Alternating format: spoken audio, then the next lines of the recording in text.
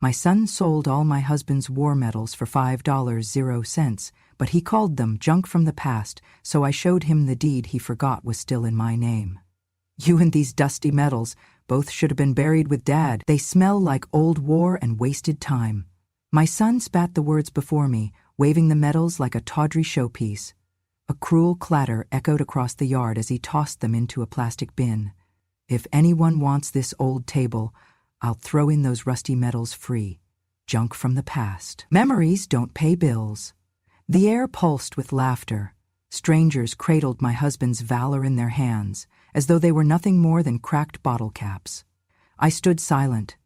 The Nevada sun burned the tops of folding tables laden with every relic of my marriage and motherhood. My wedding album, his dog tags, photos from the hospital room, his letters from deployment, each item discounted to $1 or less. My granddaughter filmed the scene, cherishing the moment for TikTok. "Selling Grandma's past," she whispered for her followers. A woman in the crowd inspected the medals. "Are they real?" she asked uncertainly. My son smirked and replied coldly, "Yes, all real, but worth nothing. Who needs war trophies when you can have cash?" Children pulled along parents, stopping to examine piles of tools, china, and uniforms. One man picked up the old portrait of my husband, his face drawn in sepia. He sneezed at the dust and dropped it, saying, "Looks like something from your attic." Another laughed and said, "She must have lost her mind holding onto these relics for decades." Behind me, my granddaughter shifted nervously. I could feel the phone's glow against my cheek. She tapped to tag the sale as veteran sale. I closed my eyes, a silent plea escaping into memory. Please let dignity remain where it still might. My son cleared his throat, raised his phone higher, and spoke again. "Let's make this sale more funny. Buy a chair, take everything free with it, memories, medals, and all. Government gave him medals, I give them away. No sentimental attachments." The crowd chuckled. My friend Martha gasped, stepping forward. She tried to say something, but the noise swallowed her voice. I nodded at her. Something cracked in my chest, a promise breaking. I inhaled and walked forward slowly, the ground wobbling beneath me. He hadn't seen, no one had expected me to speak. I took his mic, and his face snapped toward me. The crowd hushed. My granddaughter froze the camera. I cleared my throat. "You can buy my belongings for $1. You can strip memories and toss them aside. You can discard me like faded newspaper." My voice shook as tears threatened to toast my heat.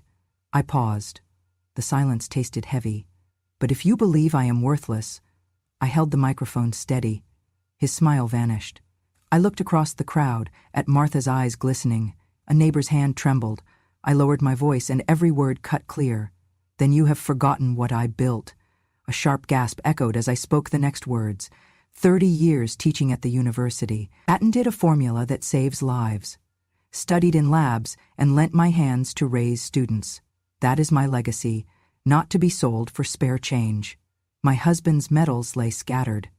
Some had vanished into strangers' bags, but grief does not evaporate with commerce. I dropped the microphone. The crowd drifted back. Some were ashamed. Some nodded at me. He called it business. I called it a reckoning. With my husband's wedding portrait braced tightly under my arm, I turned and walked back across the grass. The balloons bobbed overhead, mocking me with their cheer. The sale signs fluttered. But I carried something heavier. My worth does not rest in price tags. I breathed in the wind, inhaling memories no amount of dollars could buy back. I had known humiliation before. I have worn widowhood with quiet resilience for years. But this public display was deeper than grief. It was betrayal stamped in neon. Yet my resolve was rising. I lifted my chin, each step measured and purposeful, moving toward the house I had raised children in, not the tables packed with discount goods. They said the past should be hidden away, but I buried it in a deed and a will, not in trash. I remember his call sign, Valkyrie 7. That was my husband flying F-16s over Kosovo, protecting innocents under smoke and bomb blasts. When he disappeared during that mission, we held on to hope until the hospital called us to the airstrip. They carried him off the transport plane not in uniform but in a solemn flag-folded casket. The grief hit like shrapnel across my life. His medals came home later, one by one. Medal of Valor, campaign ribbons, commendations. each offering a chapter of his sacrifice. In the months before deployment, he gave me a small box of paper, a handwritten letter folded with love and certainty. He said, "If you are reading this, that means I never made it home. And I trust you, my heart. Please remember why this house exists, not for profit, but for memory. Do not ever sell off my medals, and do not transfer the house without your blessing. Keep them together, keep them safe, and remind our son what duty means." His words burned into me like truth. The will, my husband's final wish, was clear. The medal and the deed were sacred. He said the symbols of his service should not be bartered off or forgotten. It felt like destiny that he tied both the valor and the house to my stewardship. In the years that followed, every anniversary I opened that wooden box he carved with his initials. Inside lay the combat map, coffee-stained and frayed at the edges. It showed Flight Route Tango 2, over Pristina and toward enemy territory. It was where he radioed last, saying he'd return. A dozen cockpit photos of him with his squadron flashed a smile under helmet shields. There was the Medal of Valor in its velvet case, the citation folded with pride. I polished each ring and medallion weekly, whispered to them stories I refrained from telling our son. Yet now those same medals lay side by side with chipped pottery and dusty tea sets priced under $1. Each tag felt like a betrayal. I could almost hear his voice. "Do not let them bury my memories while I breathe through you." Sometimes I would open that box and run my fingers across his flight patches, still faded from years of washing, still carrying the smell of gasoline and jet fuel. I read notes he scribbled in the margins. "Protect the innocent. Get Sasa that ice cream the day he graduates." Every humiliation of today jarred with those promises. But why did I keep everything in one place? Because I knew I would outlive him. Because I believed memory should not vanish behind bricks and beams. I believed that one day someone reckless might strip the house and throw it into chaos, and I promised myself then I would stand guard. When he gave me that letter, he handed me more than paper. He handed me guardianship of legacy, both his valor and our home. And I have never relinquished it. I think of the day we buried him on the runway tarmac. The captain laid a wreath on the fuselage. The honor guard snapped to attention. The flag folded into a triangular shape. They presented it to me at the head of the coffin. I took it into my arms, tears soaking the fabric, and I told the airman, "He flew for us all. He died doing what he loved." That flag and that flag alone became my constant companion. It draped every picture in the house. My son, at 6, asked me once why I slept beside a folded triangle. I said, "Your father carried that flag in missions. Now it holds his honor. You know that he loved you." Over the years, I received letters from his squadron. They describe how his jet engaged enemy craft, how he rescued a wounded pilot under fire. One wrote, "He saved us all that night." Those stories made my chest ache, not for what he did, but for what was almost lost. History can vanish, soldiers fade, but even now I speak for him. I preserve his memory. The will he left, "Don't sell medals, don't sell the house," was never about owning land. It was about owning conscience. He wanted me to direct any changes, any transfer, personally. That deed sits unaltered in my safe. He made me custodian, guardian of home and memory. I placed the deed inside that same wooden box many years ago. The document yellowed with age, border embossed with the county crest. I touch it when grief ebbs, like a compass guiding my resolve. I traced before today how he signed his name, how he said, "This home remains in her hands." My son thought the medals were junk from the past. He did not know valor is not measured in dollars. He did not know that war memory lives beyond ash and ruin. He thought that honoring a man was optional, but to me it was the heart of everything. So I stood before that sail, silent. I stood behind that letter, silent. I stood as the box warmed in my lap, echoes of who he was pulsing beneath my palm. Memory is not an object to be bought or sold. It is not a legacy until someone chooses to remember.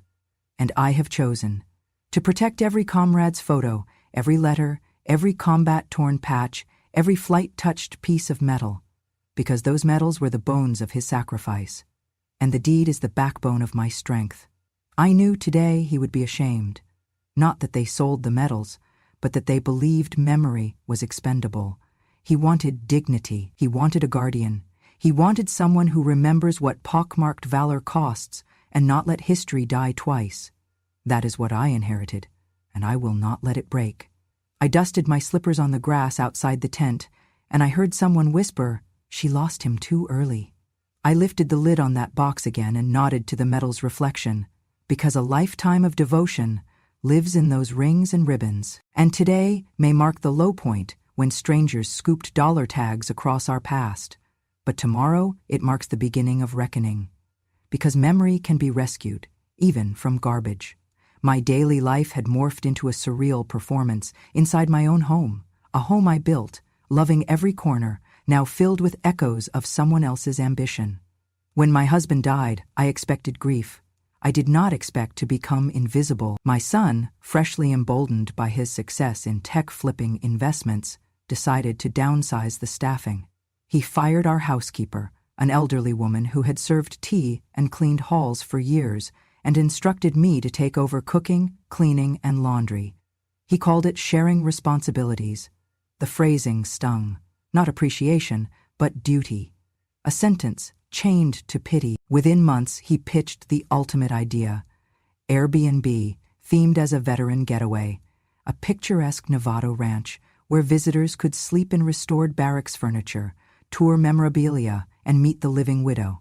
I was to become the centerpiece, always sitting on the front porch, regaling guests with war stories.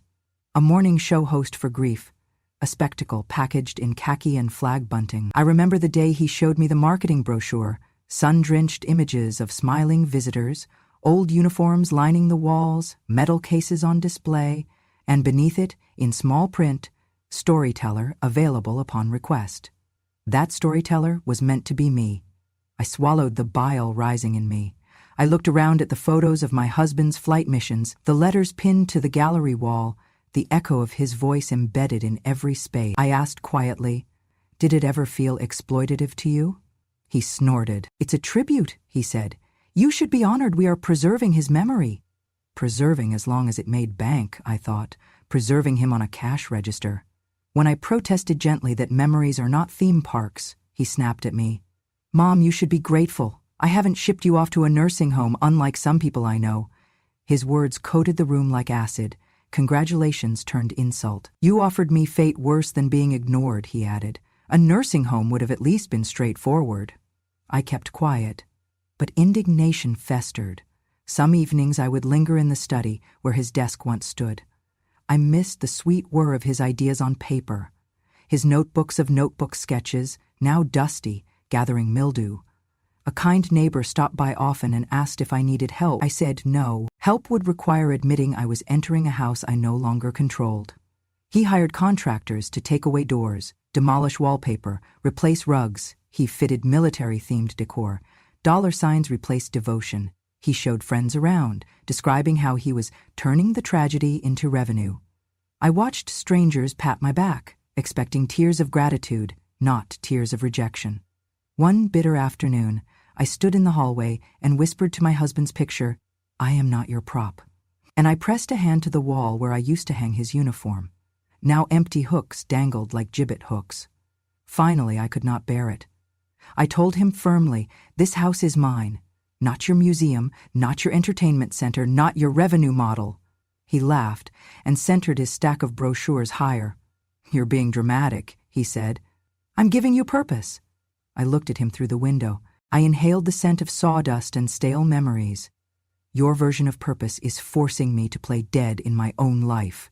He glared at me, but for the first time I met his eyes.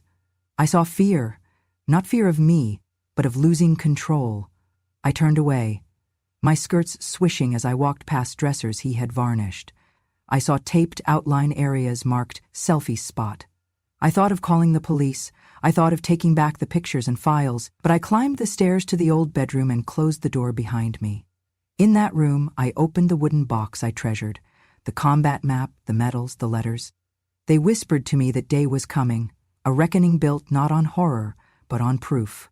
Because I had done more than stand still, I had remembered. I had cataloged the letters of service, the receipts of trophies, the diary pages with coordinates and love notes.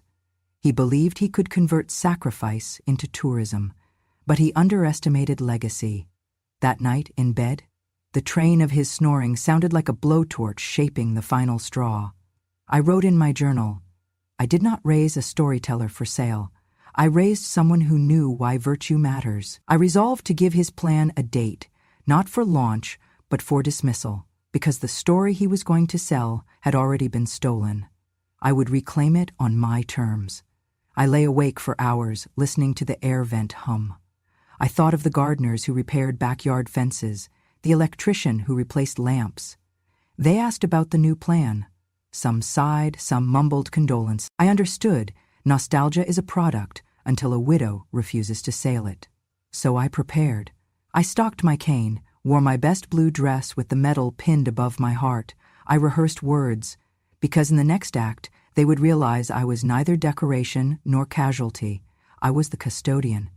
And tomorrow, someone would have to reckon with that. I pressed record with the hidden phone tucked in my cardigan sleeve, trying to steady my breath. The camera angle was shaky, but it captured everything. The cards scattered on tables, people passing judgment, and my son belittling my life's history. He barked into the phone. Choose a chair, and you get Dad's medals, free, rusty relics, past is dead, move on. He spat that line as though history were infectious. The crowd laughed, but the laughter had an edge, as though they were complicit in defiling my husband's honor. My heart tapped steadily as the metal cases rattled on the folding table like they were trash bags full of yesterday's grief.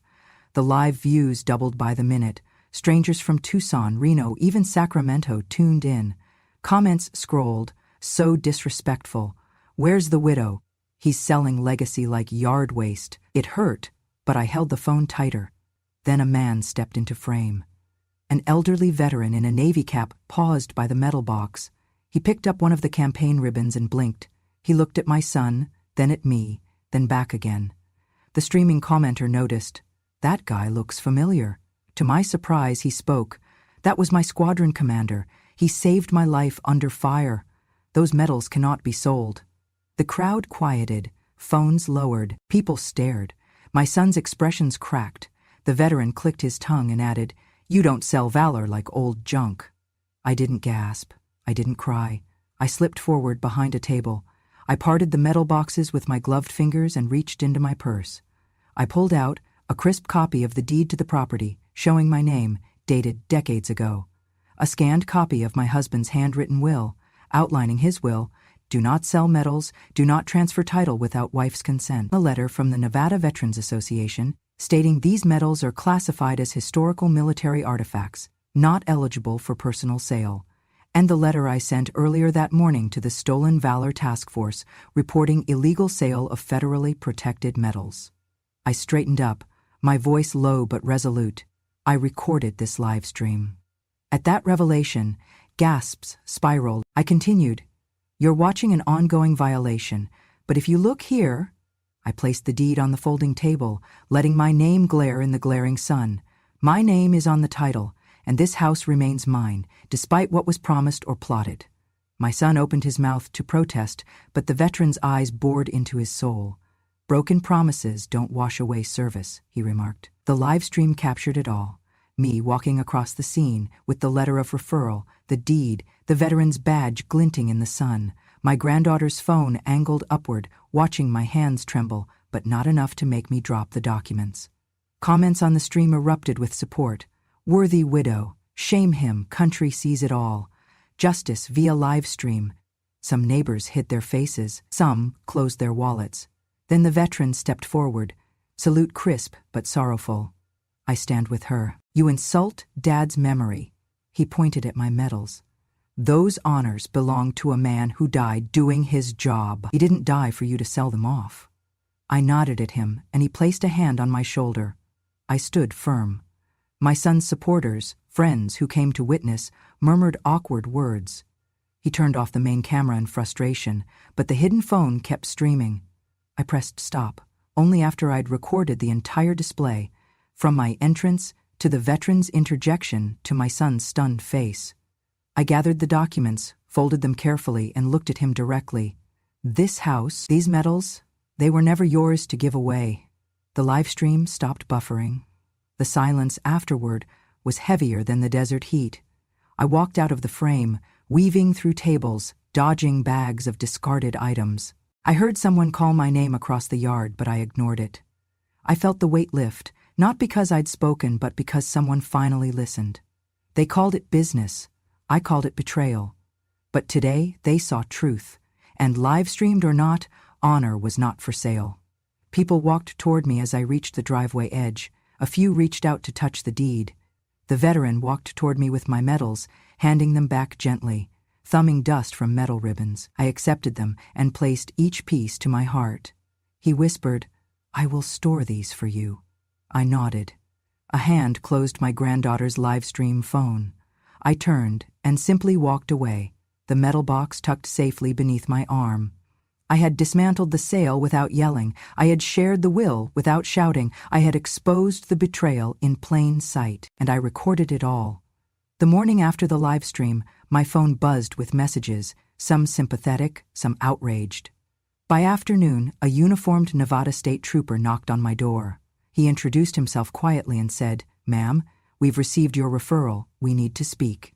On my living room floor, I laid out the live stream video, the letter from the Nevada Veterans Association, and the Stolen Valor report. The trooper watched my son's voice calling the medals junk, and the moment the veteran intervened, declaring, "Those honors cannot be sold."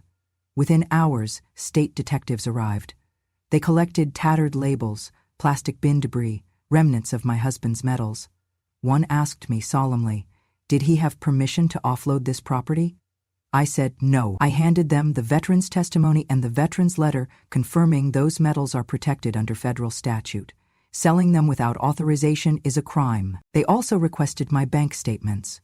On the kitchen table, they unsealed a printed ledger showing irregular withdrawals, hundreds of dollars, labeled "for mom," but actually spent at casinos and sports books. Some weeks he had emptied our joint account, money I should have used for mortgage or groceries. The detective leaned in, eyebrows pinched. "Your son's claims that these were helpful withdrawals don't align with your actual expenses. That raises elder exploitation concerns." When he said that, I felt a curious calm. I had recorded the live stream, preserved the deeds and letters, and my accounts were transparent. I was his mother, not his ATM. Later that day, I filed my own statement. I do not consent to any sale or removal of property from this house. I was not retired to a museum. I remain the legal owner. Any actions without my consent are void, not authorized. A reporter from the local Reno Associated Press called, asking for comment. I agreed to speak on camera. I learned memories do not expire, but betrayal does reverberate. My husband's medals were not souvenirs, they were sacred. "A tribute stolen can be recovered legally," the headline ran. "Widow turns veteran home into legal fortress, citing title deed and veterans law." A news crew came to record the metal detection in the yard, the seized metal boxes, my statement before flashing cameras. I stood steady in the glow of the spotlights. Empathy was palpable. Concessions were being made in real time. At the Criminal Investigation Office, I listened as detectives informed me they will refer the case to federal prosecutors. Selling authentic military valor items without authorization carries both criminal and civil penalties. They warned my son could face fines, restitution, and potential sanctions under the Stolen Valor Act. That evening, my son burst into my kitchen, red-faced. He had overheard about the probe. "You could ruin me," he said, voice quivering. I looked at him and said, with measured calm, "The only thing I ruined is a facade, one built on betraying your father's memory. I will not let that house become a monument to your ambition." He glared. I continued, "This house will become what it was always meant to be. Not a tourist trap, but a sanctuary, a haven for veterans, not heirs who believe legacy is disposable." He scoffed, but the weight of the law sat between us. He knew the deed was intact, the will legally binding, my statements on record. The next day, a security envelope arrived from the law firm of a former student of mine, now a nonprofit attorney specializing in elder rights. They had opened a trust for the property and were preparing documents to transfer title to the new organization, Nevada Women Veterans Shelter. The papers awaited my signature next to his. It felt strange, free, even. The house, the garden, the medals, even the small boxes of honors would now serve widows, daughters, and veterans in need, not his profit. News stations showed me reviewing documents on my porch, pen in hand over printed trust papers. The reporter asked, "Are you ready to give up your home?" I replied, "Home is where honor resides. Legacy is not taken, it is granted, with conscience, and it will serve those of dignity." By dusk, federal investigators picked up evidence from the sale site. Medals were removed for refurbishment and return, the rest cataloged as evidence. Prosecutors scheduled a preliminary hearing. My son's phone rang nonstop. I watched him stare at the walls I once painted with him. He finally crumpled to his knees and said, "I'm sorry, I didn't see." I stood above him. I did not speak. I could not afford softness, not now. The case file for elder financial abuse grew. Social workers called about reimbursements to the estate. The local community demanded an apology. The public pressure collapsed the rental project. Hosts on Airbnb automatically delisted the home. Within 30 days, the booking site attached a message. "This home is no longer listed for rent. It is now a protected Veterans Heritage Site." I sat in my study, once nearly stripped of meaning. Now the walls buzzed with calls for interviews. The Vada Veterans Shelter asked me to speak at their international fundraiser. I stiffened at first, then remembered the letter he wrote me years earlier, his vision, before the rubble of war consumed him. They say crime doesn't pay. In his case, greed cost him inheritance, safety, and the right to display the medals he once collected without shame. They called it business. I called it betrayal. He paid, in law, in reputation, in solemn regret. I stood firm in court hearings. I gave testimony in defense of the trust. Elder rights advocates showed up. Federal prosecutors nodded gravely. My name atop the title deed was proof, but the will my husband left formed the cornerstone. A small courtroom Q&A aired on statewide news. A grief counselor interviewed me. "Why do this?" I answered gently, "Because I love him still." History matters when you preserve it, not pawn it. That trust agreement endorsed me as guardian of home and memory. I signed it with an unshaking hand. I left the courthouse under a midweek sky. I walked back through my neighborhood, past the sale tables now bare, past neighbors who gave solemn nods in passing. My son avoided eye contact. I held up my chin. He had lost more than a sale. He lost certainty. And I regained more than a house. I regained purpose. My husband's flag now flies again above the porch. The trust agreement hangs in my study. I returned that deed to its rightful purpose. I have chosen honor over spite, and they will measure the cost of betrayal against the price of redemption. The day of the memorial ceremony dawned clear and crisp. I stepped onto the lawn before my house, but it no longer felt mine alone. A simple stage stood beneath an arch of flags. Local veterans, neighbors, volunteers, and media gathered. I stood beside Thomas, a young former student of my husband who now stood as the community's voice of support. The breeze carried the scent of wild sagebrush, grand and unyielding. An organizer approached me and whispered, "You'll speak after the keynote. You are our guest of honor." My pulse fluttered, not with nervousness, but a steady determination. The ceremony began with the playing of taps. Heads bowed, a retired colonel folded a flag with solemn precision and handed it to a young color guard recruiter. Everyone clapped softly as the notes faded. The MC introduced a speech on behalf of local veterans' families. Then, approaching the podium, I heard someone's voice say, "Please welcome Mrs. Harper." I stepped forward. Looking out through the crowd, I saw familiar faces, friends who once shared tears over my loss, neighbors who offered casseroles and condolences, and new visitors seeking meaning in the event. I raised the microphone to my lips and let silence fall for a heartbeat. They say a soldier's worth is measured in medals. I say it is measured in memory and truth, I began. I once lost my husband to the fog of war. That grief changed me, but it did not destroy me. Today I stand before you not in mourning, but in purpose. My voice trembled small as I added, I lost him, yes, but I will not lose honor, especially when betrayal comes from blood, not strangers. I spoke slowly, so each word landed. I watched, watching faces. No one frowned. They waited. Because I learned something important. Legacy is not a gift to inherit, Legacy is a burden to carry, and not everyone deserves to carry it. The applause rang out, not polite or perfunctory, but real, resounding. Veterans stood, women dabbed at their eyes. In that moment, I realized the audience felt what I felt. Thomas then approached with a small box. He opened it before everyone. Inside lay my husband's Medal of Valor, polished and encased in velvet. He placed it gently on my open palm. "This medal," he said, turning to the crowd, "was nearly sold for $5 this week. Today, we restore it to honor where it belongs." The crowd rose in a standing ovation. The flag fluttered overhead as though applauding too. Then came the most difficult moment. My son stepped forward, head bowed, voice shaking. He said, "Mom, I am so sorry.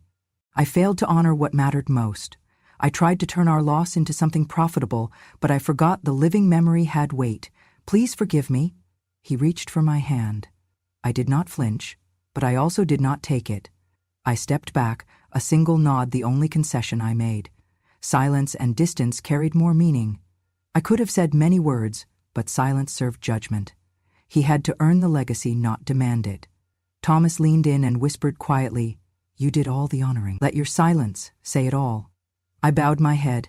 I let the applause return after a pause, but it was softer now, respectful, and letting my quiet speak. A local reporter asked, "Mrs. Harper, what message would you deliver to other families who might feel betrayed by those they raised?" I replied, "You don't need profit to preserve memory. You need pain to demand justice, and you need conviction to hold the deed, both the paper and the cause, until someone tries to bury you. Then you dig until the truth breathes again." In the crowd, I noticed a small boy wearing a miniature flight suit. His grandmother squeezed his hand. He waved shyly at me. I lifted his ribbon from the stage railing and pinned it above my chest. "For young dreamers," I said simply. As the ceremony ended, I descended the stage slowly, walking through the crowd. A casket of letters, medals, photos were carried alongside me, not in shame, but in procession. At the edge of the circle, I paused beside my son. He looked up, regret hung in his posture. I simply stepped aside and faced Thomas again. He offered his arm. I placed my hand lightly into his bent elbow, not surrendering, but choosing trust. The event concluded with a communal hymn and a bell toll, each chime lifting memory, not mourning. I breathed then, deeply. The ceremony succeeded not because I spoke volume, but because courage spoke quietly through each witness.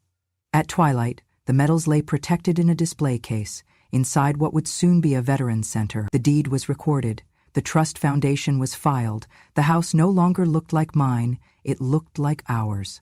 But I understood now, legacy is not about ownership, it is about stewardship. And I had chosen. I sat in my study, the afternoon sun falling across framed diplomas, medals, and the deed that still bore my name. The air pulsed with anticipation. Today, everything changed. My lawyer, a gentle young woman named Emily, once the frail neighbor child my husband helped nurse back to health, sat across from me at the mahogany table. She had returned from law school, served at a nonprofit, and now dedicated her skills to restoring dignity where it had been broken. She slid a thick stack of papers toward me. At the top was the deed I signed decades ago. Below it, documents transferring ownership of my home, land, and all contents, valued at $1,200,000 to the newly formed nonprofit Nevada Women Veterans Shelter. Included were my husband's patented medical device plans, a co-invention he created to help injured veterans. The patent would now be held by the foundation. Emily explained, "This trust secures the house and the invention as assets for the shelter, rendered irrevocable. Your son is excluded per the original will." I looked at her, voice steady. Let that lesson echo. No one may claim legacy if they never claimed loyalty. Legal papers revealed that my son had withdrawn thousands of dollars from our joint account, ostensibly to help you. Those funds were traced to debts at a local casino. The financial records created a trail of elder exploitation, violation of fiduciary responsibility. He would now owe back taxes, face audits, and could be liable for civil restitution. Emily said, "The IRS flagged many withdrawals. You'll need to recover the funds for the trust. He cannot benefit from your estate." I nodded, feeling relief and grief intertwine. Relief that I would no longer bear the burden alone. Grief that he, my flesh and blood, betrayed protocol and trust. Emily stood to step aside. Then she added the final layer. A legal affidavit from the veteran who testified at the memorial, corroborating the invalidity of the medal sale. Additional affidavits arrived from family friends and neighbors. I would file for elder abuse and asset misappropriation. The trust would compel the transfer of usable funds back into the nonprofit. I signed each document: deed assignment, trust certification, patent transfer, all before the afternoon sun sank low. My husband's patent on battlefield first aid remained intact, but now it would serve wounded servicewomen and women veterans in need. I closed the ledger. I closed that chapter. Later that evening, during a filmed interview for a local broadcast, I said, "I've turned a betrayal into a birthplace of community. The house is no longer just a home. It is a legacy center, because no structure should hold yet another heart prisoner." Emily stood beside me, wearing both pride and quiet defiance. A reporter asked, "Will your son still receive anything?" I paused. My voice was soft but firm. He was offered inclusion to sign agreements, to acknowledge the truth. He declined. One cannot inherit what they do not honor. The demand from the IRS followed swiftly. They requested an explanation for the previous year's filings. Because he had misused funds as for mother's care, they would seek reimbursement that would strip him of financial benefit from his actions, even from inheritance of sentimental value. I felt vindicated, but not triumphant. I thought of my husband's words: keep his memory safe, even if betrayal hides behind kin. I looked around the study at his framed medals, restored now, and at the patent blueprint my finger traced. I whispered, "We're doing it, love." At my son's apartment door, Emily and I served last papers: foreclosure warnings, IRS notices, and a formal notice of breach of fiduciary duty. He stood in roomy defeat, glasses crooked. He stuttered through half-hearted apologies. Emily said nothing. She did not smile. She placed the documents in his hand. He opened his mouth, closed it. No excuses. I remained silent. Silent as my husband had asked. Silent as testimony, but resolute. I turned and closed the door behind us. Inside the house, I walked room to room. His childhood room, now a memorial corner. The living room, where dinner once smelled of roast, now a hall of volunteer thank-you notes. I touched a corner of the sewing table he used to build models. I heard the phone ring, return of fund recovery queries, documentary requests, sponsorship emails. I responded with a gentle, "Yes, the house is no longer for rent, it is for service." That night I sat at my desk, pen and paper in hand. I drafted a letter to participants in future programs at the shelter. To those who served, to those who loved them, and to those who will rise now. This house stands not because of cost, but because of conviction. My husband flew for freedom. Now you may enter here to find it in community. Months later, at the ribbon cutting for the Foundation's official center, Emily stood by my side. The structure gleamed behind us as local veterans and families gathered. My son appeared in the crowd, tilting his head. Our eyes met. He nodded. I nodded back. Then I returned to Thomas, who offered me the ceremonial scissors. I snipped the ribbon and walked through the threshold, stepping into a hall filled with gratitude, not regret. I had lost my husband to war. I lost my son's trust to greed. What remained was legacy, no longer tied to blood, but to service. I am neither monument nor martyr. I am steward. And my will ends here, not in memory of what I lost, but in honor of what I protect. Years have passed since the sale. The house that once echoed with betrayal now hums with purpose. The Nevada Women Veterans Shelter is alive. Rooms redolent of hope instead of hushed sorrow, laughter instead of regret. Women wrap hands in scrubbing stations. Children color at tables beneath patriotic banners. Community volunteers teach classes in gardens once filled with weeds. In the main hall, on the far wall above a long oak bench, hangs my husband's portrait. Beneath it, his original Medal of Valor sits encased in glass.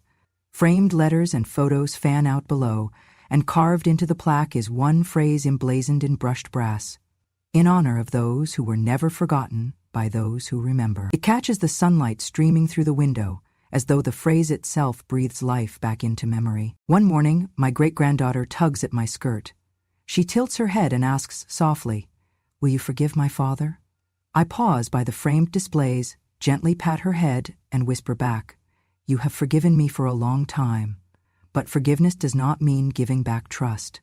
She nods solemnly and skips away to join other children playing in the courtyard. Thomas, the young veteran who helped me carry the cause, offers his arm. He guides me through the garden, where red poppies and wild sage bloom. Texas bluebonnets shade benches where survivors sit in quiet conversation. In that moment, I know the house is no longer mine, and it is more mine than ever. Guests wander past rooms once heavy with regret, a crafts workshop, a therapy corner, a library with books that belonged to my husband's bookshelves. In each corner, a volunteer stands ready. Some tear up when they see the medal display. Others read his letters and murmur with respect. The community comes often: school groups, local historians, casket bearers, old pilots who once served beside him. Many stop at the display wall. Some kneel for a moment. Some snap photos. No one kisses the medals. Instead, they touch the plaque, read the inscription, and leave with reverence. No more Airbnb banners hang in the yard. No more renter rules posted on old windows. Only children's laughter drifts on the breeze, blending with distant voices telling stories of camaraderie and healing. Once, a reporter asked me again, "Mrs. Harper, do you regret proceeding legally against your own son?" I thought of the rooms lined with letters of thanks from veterans, widows, volunteers, and replied, "The only regret is that it took betrayal for us to know what needed preserving." Some days I catch my reflection in the front window. I am older now, more lines, more quiet stories etched in my hands. But my spine is stronger, my eyes are brighter, my purpose unabated.